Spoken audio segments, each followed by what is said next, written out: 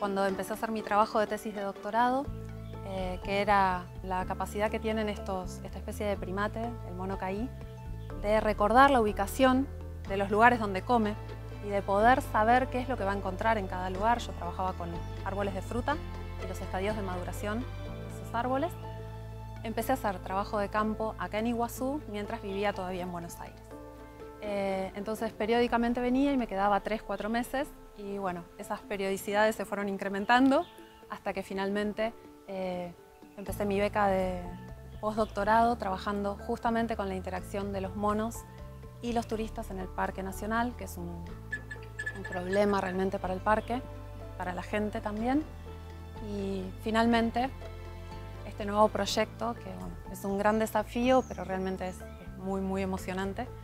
Y instalada acá ya en Misiones hace muchos años, ya más de 10.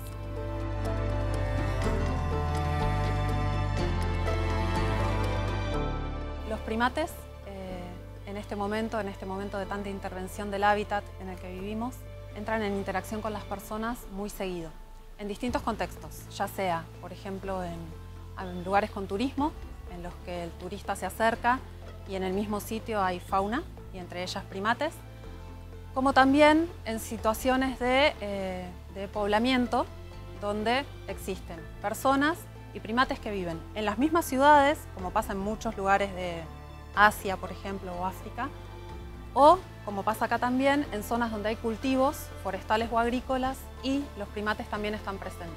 Entonces, entran en interacción con la gente.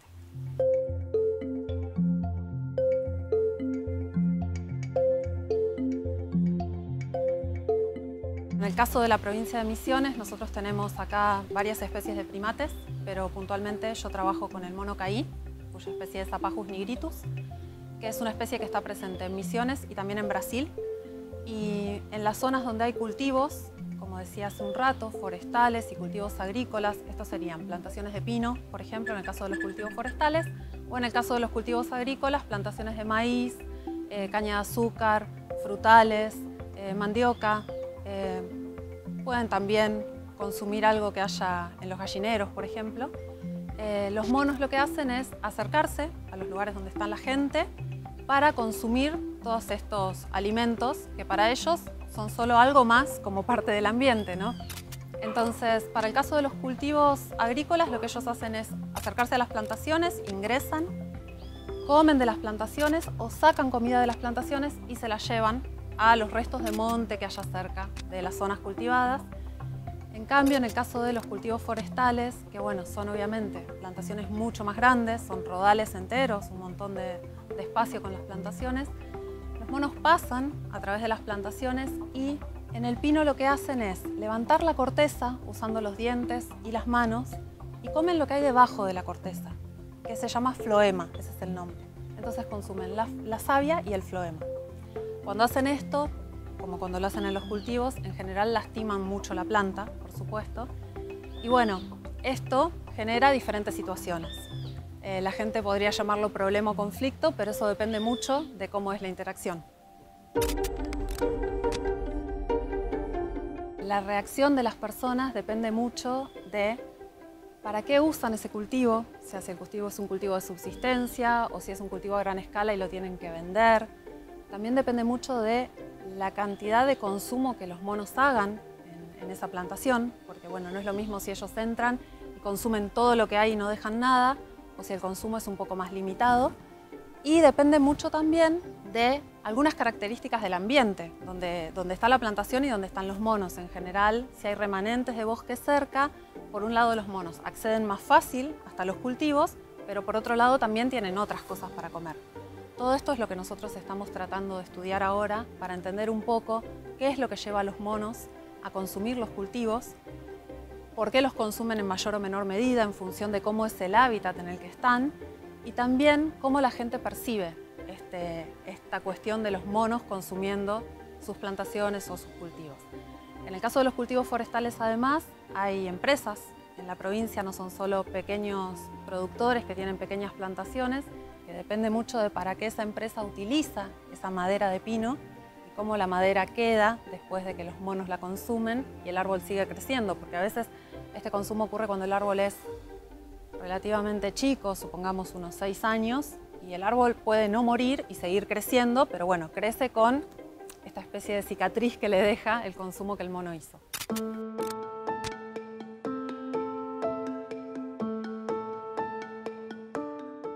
Los caí son omnívoros. Esto implica que comen lo mismo que nosotros, absolutamente todo.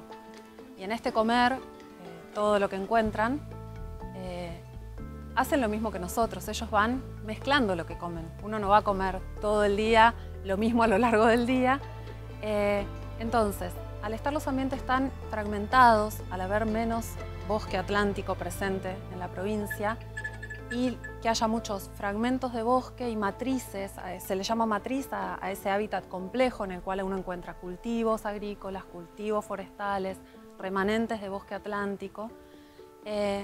Ellos lo que hacen es forrajear, que es su comportamiento de búsqueda de comida, a través de todo ese ambiente. Entonces, por supuesto que a menor remanente de bosque y mayor presencia de cultivos, ellos van a consumir más cultivos porque es lo que más van a encontrar. También hay que ver en qué estado están esos remanentes de bosque, ¿no? Qué tamaño tienen, qué tienen disponible para que ellos consuman. Para ellos, entrar a una zona en la que hay personas, por supuesto que tiene un riesgo. Pensemos, por ejemplo, en un lugar con perros. Los perros serían una clara amenaza para ellos. Los cultivos, además, a diferencia de las plantaciones de pino, tienen que llegar a los mismos por el suelo, lo cual implica un riesgo también para los monos. Entonces, la idea es poder generar algo que nos permita modelos, que nos permitan predecir cuáles son los lugares en los que ellos pueden consumir más, o les es más fácil consumir o tienen más tendencia a consumir, y cuáles en los que menos. Eso nos podría dar un panorama de cuáles serían los sitios en los que probablemente los monos comerían, aunque no estén comiendo en este momento, y cuáles serían los que están como más resguardados de ese consumo, ¿no? Lo que nosotros hacemos para mi proyecto es trabajar por un lado con los productores, nos acercamos a ellos, les preguntamos si tienen monos en las plantaciones o no, o en los cultivos, y bueno, varias cuestiones vinculadas a cómo ellos perciben y valoran la presencia de los monos allí. Esto es para saber si tienen una valoración positiva, una valoración neutra o una valoración negativa, si realmente los monos son un conflicto para ellos. E indagamos un poco sobre la situación de sus plantaciones, para qué las usan, qué tamaño tienen y cuestiones del ambiente alrededor. Y por otro lado, lo que hacemos también es monitorear qué es lo que los monos hacen en esos lugares. Mucha gente, cuando uno habla con ellos, te dice, no, bueno, ellos vienen, comen y no hay ningún problema, dejan. Y hay otra gente que no, a la que realmente les molesta la presencia de ellos en los cultivos porque, bueno, rompen o sacan mucho. Entonces es bastante complejo y depende de muchas variables para poder determinar cómo esa interacción puede o no llegar a ser un problema. Finalmente, con todos esos datos, tanto de las entrevistas a la gente, de la presencia o ausencia del daño, de características del lugar, vamos a construir estos modelos predictivos de riesgo que, bueno, esperamos nos puedan decir la situación a nivel provincial en cuanto a la presencia o no de los monos y qué pueden causar en el lugar.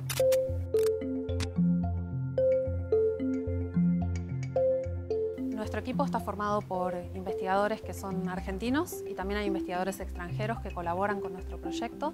Tenemos en este momento varias personas haciendo su trabajo de tesis doctoral, trabajando con este tema, y cada uno lo que hace es abordar una distinta parte o arista de este tema que es muy complejo. Realmente es un equipo muy fuerte porque llevamos muchos años estudiando el mono caí en áreas protegidas, entonces sabemos mucho del comportamiento de ellos en zonas que no están fragmentadas, que no están intervenidas por personas. Todo esto es una novedad para nosotros, estar analizando estos nuevos temas. Es un desafío, pero a la vez es muy interesante y es un gran aporte a la situación de esta especie afuera de las áreas conservadas.